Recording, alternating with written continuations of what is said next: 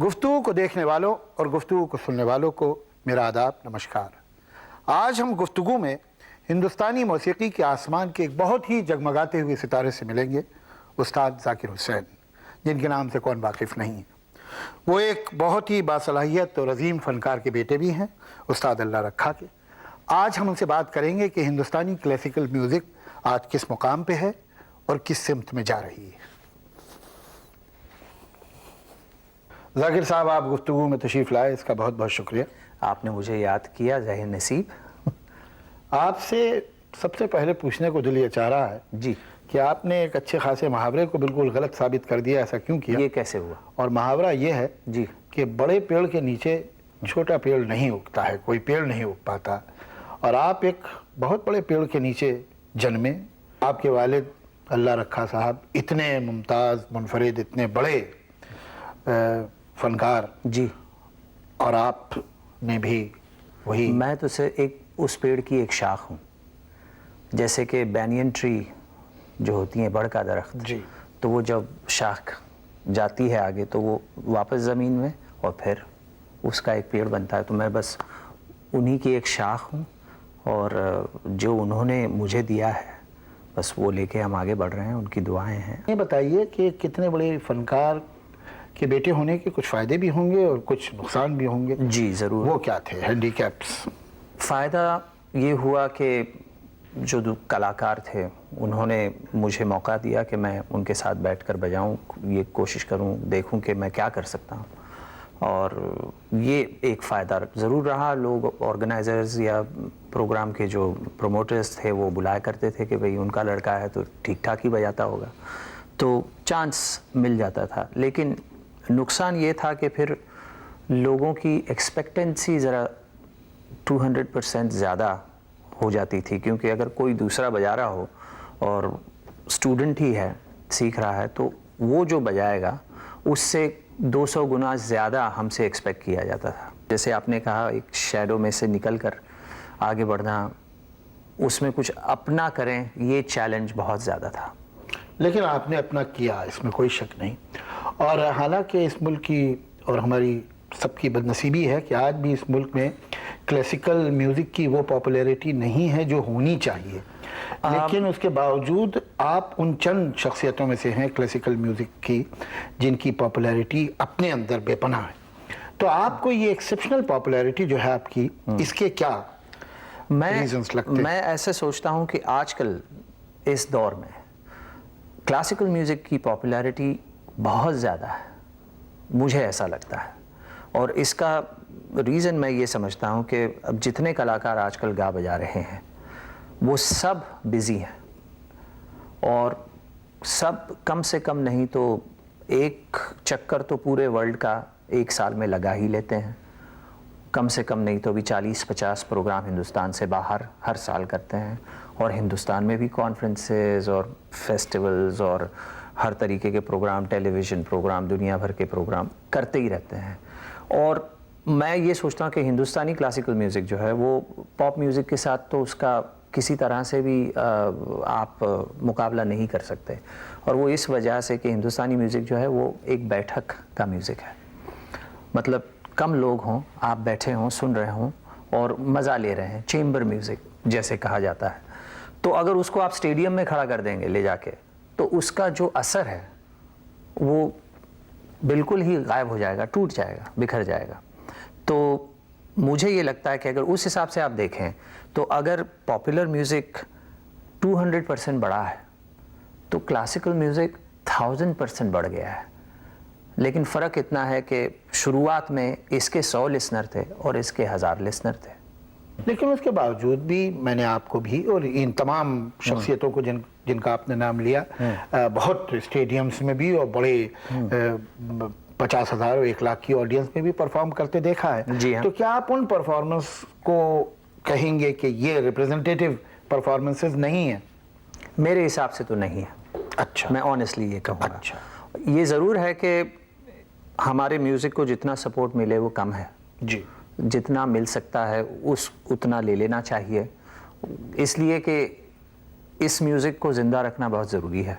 ये मैं नहीं कहता कि ऐसी जगहों पे ना बजाया जाए, लेकिन मैं ये ज़रूर कहता हूँ कि ऐसी जगहों पर हिंदुस्तानी क्लासिकल म्यूज़िक का जो असली असर है, जो उसका एक रिएक्शन आपको मिल सकता है, वो आपको नहीं मिलेगा।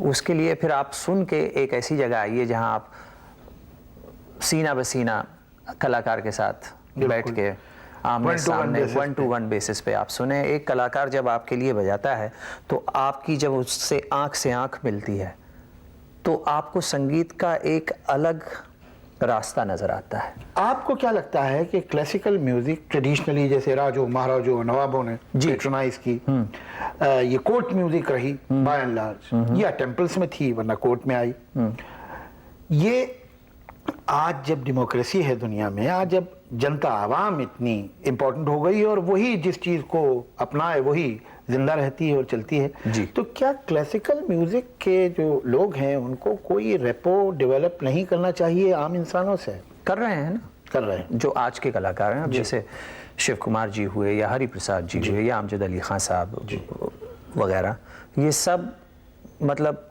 हिंदुस्तान के जाने माने कलाकार अब हो गए हैं। अब इनके जो कैटेगरी के जो इनकी नेक्स्ट जो जनरेशन है, शिव जी के लड़के हैं राहुल, या अमजद अली खान साहब के लड़के अमान अयान, या रविशंकर जी की लड़की हैं अनुष्का वगैरह, ये सब जो बजा रहे हैं गा रहे हैं, ये बड़ी कोशिश करते हैं कि ऑडियंस के साथ इनका एक रैपोर बना रहे।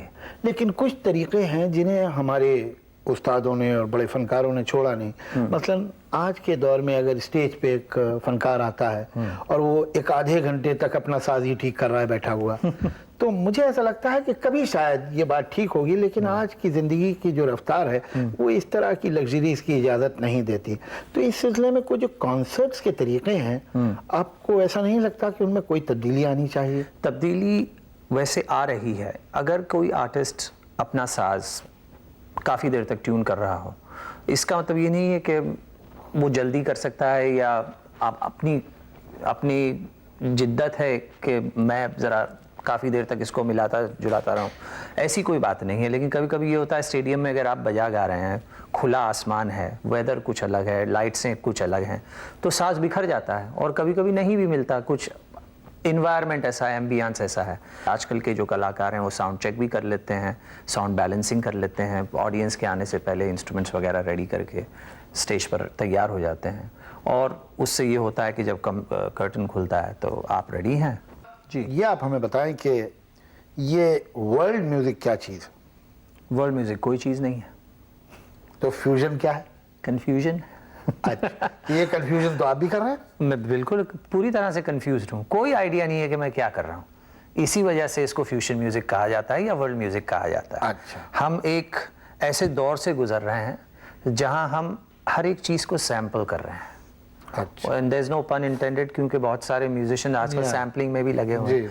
लेकिन यही है कि भाई नया थाई रेस्टोरेंट खुला है, कुछ थाई खाना खाया जाए, तो वो कुछ नई मशीन आई है, कुछ उसमें नए साउंड्स हैं, वो देखे जाएं। तो इसमें बड़ा कन्फ्यूजन है, ये नहीं समझ आ रहा है कि कौन सा म्यूज़िक किसके साथ बज सकता है, किस इंस्ट्रूमेंट को किसके साथ बिठाया जाए, कौन से सैम्पलिंग को किसके साथ, किस स्ट्रिंग के साथ यूज़ किया जाए। तो ये जो हम एक दौर से गुजर रहे हैं जिसमें ये एक्सपेरिमेंटेशन चल रही है, इसको हम फ्यूजन कह रहे हैं इस वक्त। और क्योंकि इसमें हर तरीके का म्यूज़िक यूज़ हो रहा है, हर प्रांत का म्यूज़िक यूज़ हो रहा है, हर देश का म्यूज़िक यूज़ हो रहा है, इसलिए अब रिकॉर्ड कंपनी ने ये कहना शुरू कर दिया है कि ये तो वर्ल्ड म्यूज़िक हो गया है। क्योंकि आप रिकॉर्ड स्टोर में जाएंगे तो हर बिन बने हुए हैं, तो बिन में ये जैज़ है, तो ये रॉक है, ये वो सेक्शन है, तो ये वो सेक्शन है। तो रिकॉर्ड कंपनी को तो सेक्शंस चाहिए कि भाई ये रिकॉर्ड कौन से सेक्शन में रखें।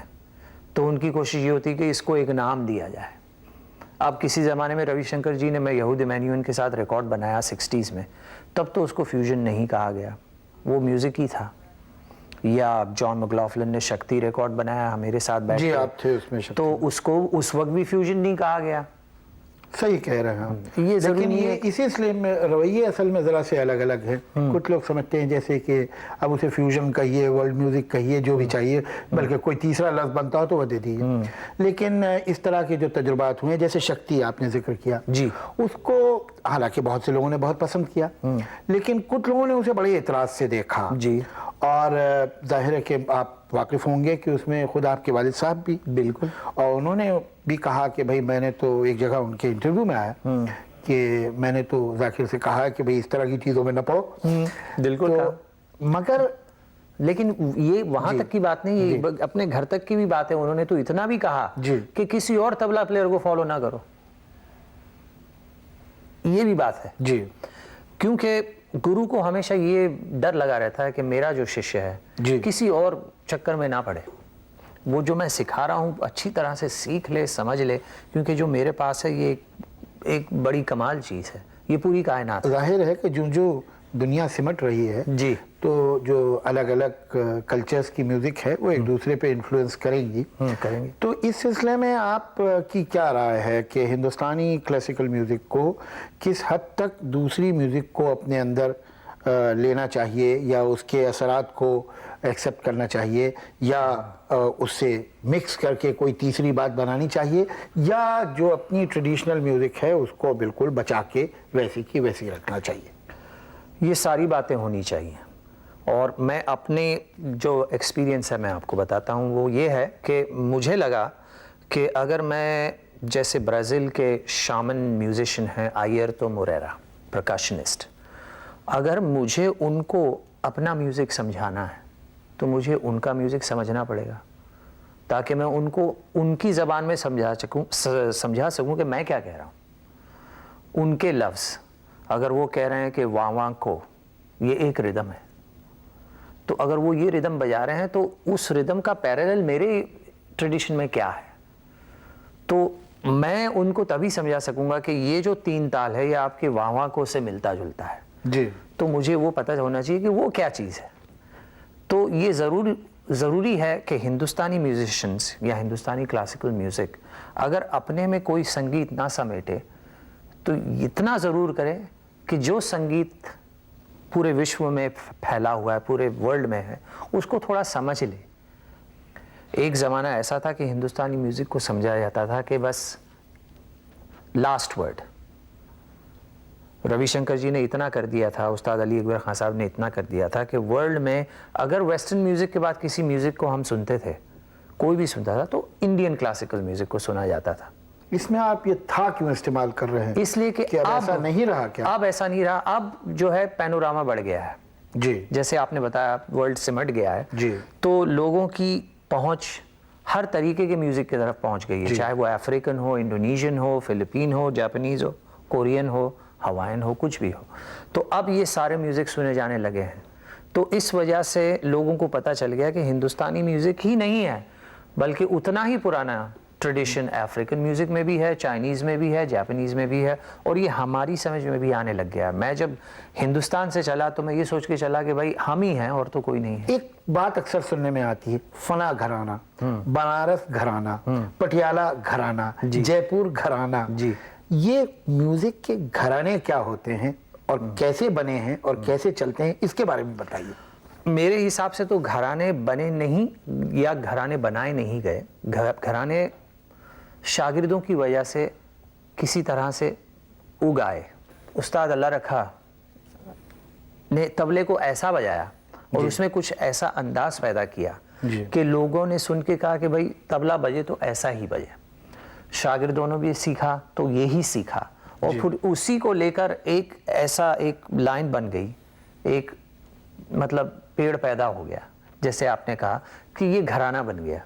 अगर ये 3 या 4 जनरेशन से बनता चला आया तो लोगों ने कहा कि भाई ये तो एक घराना ही है, ये इस घराने को, इस घर को हम फॉलो करेंगे। जैसे उस्ताद थिरकवा खान साहब, जो मेरे हिसाब से इस सिद्दी के मतलब नंबर 1 या नंबर 2 तबला वादक गिने जाएंगे, वो हम पंजाब घराने से नहीं है जो मैंने सीखा है, लेकिन मेरा ये तजुर्बा है कि ऐसा तबला वादक शायद ही देखने में आया हो।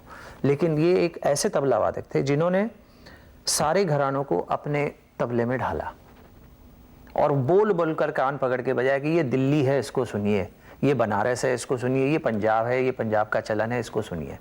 तो वो पहले कलाकार थे या पहले तबला वादक थे जिनको मैंने देखा अलग अलग घराने की चीज़ों को बजाते हुए, और मैं बड़ा इंस्पायर हुआ इस चीज़ से कि भाई क्यों नहीं, वाकई इतनी खूबसूरत चीज़ें हैं, उनको मैं क्यों ना बजाऊं। मैं पंजाब का हूं तो क्या हुआ, तो मैं उस स्टाइल को लेकर मैंने अपना एक अंदाज बनाया। मैंने अपने फादर का जो उनसे सीखा वो किसी और को देख के, कुछ सुन के, ये करके। अब ये भी हो सकता है कि इस स्टाइल को लोग इतना पसंद करें कि आगे जाके 2-3 जनरेशन में ये भी घराना बन जाए। तो आप तो घराना बना के रहेंगे मुझे ऐसा नहीं, लगता है। मैं तो डराना नहीं चाहता किसी को। घराना डराना ये सब बात दूसरी है, लेकिन मैं सिर्फ इतना कहना चाहूँगा कि ये घराने शागिर्दों की वजह से पैदा हुए।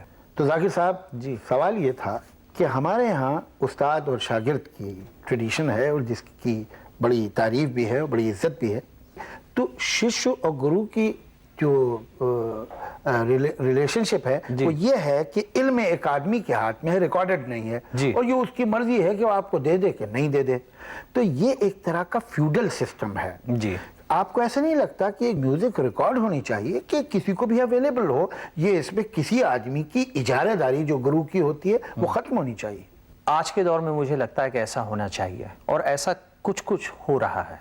अब ये कोशिश की जा रही है कि इस म्यूज़िक को डॉक्यूमेंट किया जाए और सिस्टम बनाया जा रहा है जिससे इस म्यूज़िक को किसी तरह से इस तरीके से लिखा जाए कि लोग इसको जब देखें कागज़ पर तो ये समझ सकें कि ये क्या है। एक म्यूजिक मैं भी कहीं जाता हूँ दुनिया के किसी कोने में जहाँ हिंदुस्तानी मिलता है जी, तो उनसे आप क्या कर रहे हैं, आप कब से हैं, या मानो 25 साल से रहते हैं, यूएसए में हैं या इंग्लैंड में हैं या स्वीडन में रहते हैं। लेकिन मैंने एक बात नोट की है कि उस पार्टी में फिर आखिर में ये होता है कि हिंदी फिल्म सॉन्ग्स गाना शुरू करते हैं जी।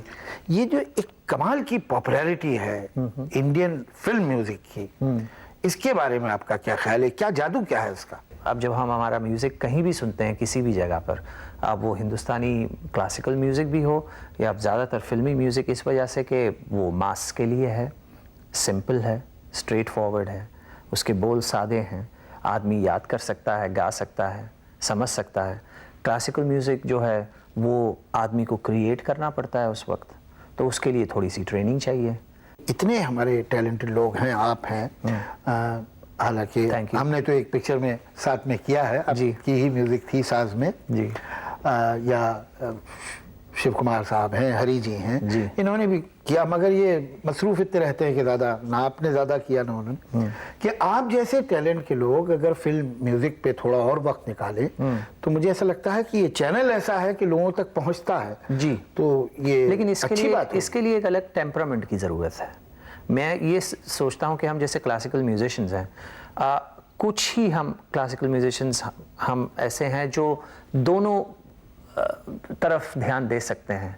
बड़ा मुश्किल काम है फिल्म में म्यूजिक देना, आसान काम नहीं है। खैर बहरहाल आपने तो किया है और आपकी ऐसी रंगारंग शख्सियत है कि मुझे यकीन है कि आप बार-बार ये कर सकते हैं। मेरे कुर्ते की तरफ शायद ये नहीं मैं आपके मिजाज के बारे में कह रहा हूँ, इसलिए कि एक जाकिर द आर्टिस्ट है और एक जाकिर द परफॉर्मर, ये दोनों का क्या रिश्ता है और किसका पलड़ा कब भारी होता है, और ये वाकई दोनों एक ही हैं या अलग अलग हैं थोड़े थोड़े, ये मैं जानना चाहूँगा। नहीं, वो परफॉर्मेंस, प्रेजेंटेशन और मेरे ख्याल से शख्सियत, आर्ट, मेरा म्यूज़िक, मेरा परफॉर्मेंस, मेरी जो भी आप पर्सनालिटी चाहें, सब एक ही हैं मेरे हिसाब से।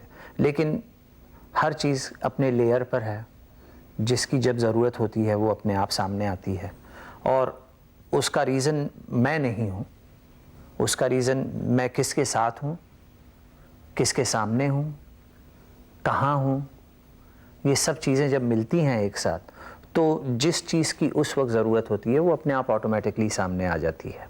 मेरे ख्याल से ये होता है और हर परफॉर्मर के साथ यही होता है।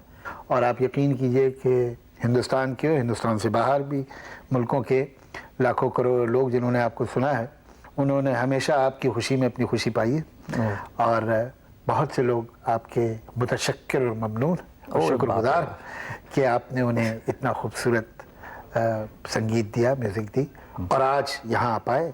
इसके लिए मैं आपका शुक्रिया अदा करना चाहता हूँ। मैं आपका शुक्रिया अदा करूँगा कि आपने मुझे याद किया। तो ये थे उस्ताद जाकिर हुसैन, जिनका संगीत ज़िंदगी को हुस्न और न जाने कितने दिलों को खुशी दे रहा है।